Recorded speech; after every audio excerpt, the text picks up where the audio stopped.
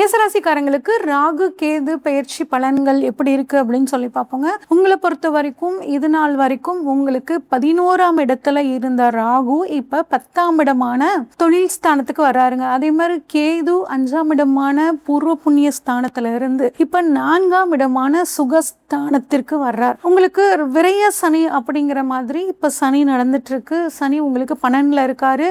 குரு தான் 4ஆம் இடமான சுகஸ்தானத்துல இருக்காருங்க. அப்ப இந்த கிரக நிலைகள் உங்களுக்கு என்ன மாதிரியான பலனை தரும்? குறிப்பா 10ல இருக்க ராகு, 4ல இருக்க கேது உங்களுக்கு என்ன மாதிரியான பலனை தருவார் அப்படின்னு பார்ப்போம். இந்த பயிற்சி ராகு கேது பயிற்சி என்ன தேதியில நடக்குது அப்படின்னு சொல்லி பார்க்கலாம். இதுல வாக்கியப்படியும் திருக்கணிதப்படியும் தேதிகள் இந்த வருஷம் எப்பயும் போல ஒரு வித்தியாசமா வருது. ஓகே, முதல்ல திருக்கணிதப்படி கார்த்திகை மாதம் 19ஆம் தேதி, அதாவது 5/12/2026 அன்னைக்கு ராகு கேது பயிற்சி நடக்குதுங்க. இது எது வரைக்கும் ராகு கேது பயிற்சியானது இருக்கு, அந்த ராசியிலேயே இருக்கு அப்படின்னு பார்த்தோம்னா 23/6/2028 வரைக்கும். ஓகே, வாக்கியப்படி எப்ப அப்படின்னு பார்த்தோம்னாங்க ஐப்பசி மாசம் 27ஆம் தேதி, அதாவது 13/11/2026 வெள்ளிக்கிழமை இந்த ராகு கேது பயிற்சி வாக்கியப்படி நடக்குது. ஓகே, இதில் மிகச்சிறப்பான ஒரு விஷயம் பார்த்தோம்னா இந்த ராகு கேது பயிற்சியில் இருக்குது.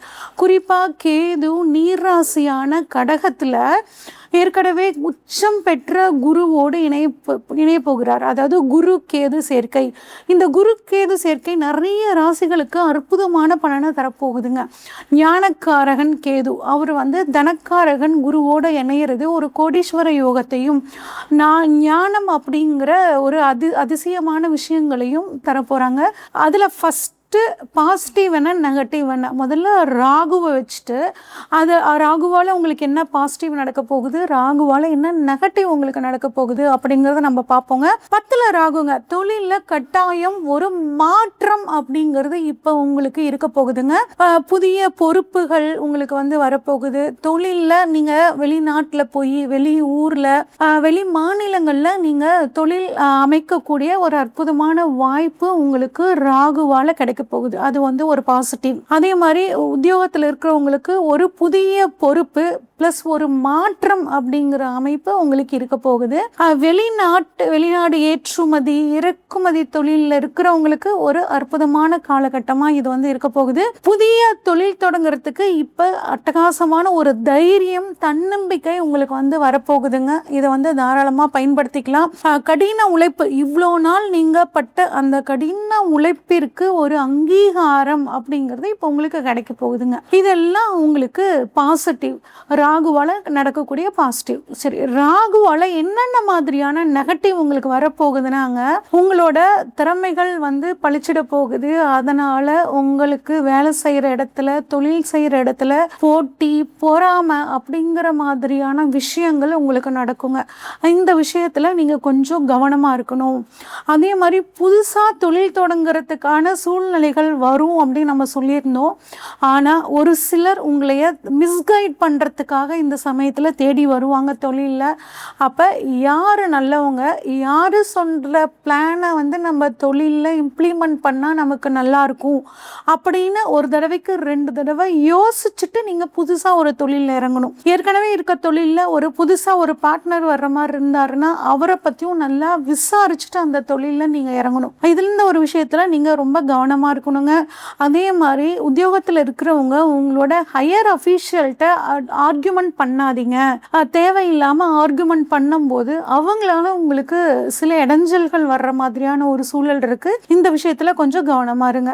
அதே மாதிரி ரூல்ஸ் அண்ட் ரெகுலேஷன்ஸை கம்பல்சரி சட்டப்படி நடந்துக்கணுங்க. தொழிலுக்காக சில நெளிவு சுழிவுகள்லாம் பண்ணி தேவையில்லாமல் மாட்டிக்க கூடாது. இந்த விஷயத்தில் ரொம்பவே கவனமாக இருக்கணும். ஏன்னா ராகு 10ஆம் இடத்துல இருக்கார். ஓகே, இது ராகுவோட சூழ்நிலைங்க. அடுத்து கேது எப்படி இருக்காரு? கேது 4ஆம் இடத்துல குருவோட சேர்ந்திருக்காரு.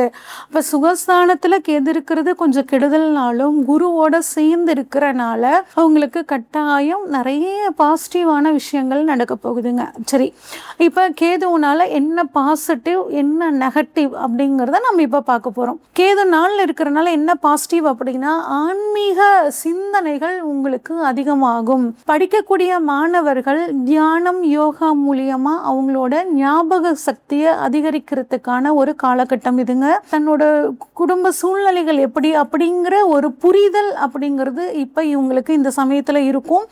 உள்ளார்ந்த தன்னோட மன விஷயங்கள் எல்லாம் இப்போ அவங்க ஈஸியாக தெளிவாக புரிஞ்சுக்கக்கூடிய ஒரு காலகட்டமாக இருக்குங்க. இதெல்லாம் வந்து கேது கொடுக்குங்க. குரு கேது வந்து பார்த்தோம்னா ஒரு கோடீஸ்வர யோகத்தை கொடுக்கும். கரெக்டாக சுகஸ்தானத்தில் இருக்கிறனால உங்களுக்கு உடம்புல இருந்து வந்த சில பிரச்சனைகளும் இந்த சமயத்தில் மேம்பட்டு உடல் ஆரோக்கியம் அப்படிங்கிறது உங்களுக்கு வருங்க. ஓகே, இது வந்து குரு கேதுவால நடக்கக்கூடிய விஷயம். இது நெகட்டிவ் அப்படின்னு சொல்லி பார்த்தோம்னாங்க, கொஞ்சம் மனசு வந்து அலப்பாயுங்க. மனசை கொஞ்சம் தியானத்துல இல்லை ஆன்மீகம் மூலியமாக நீங்கள் வந்துட்டு மனசை அமைதிப்படுத்திக்கிறது நல்லது.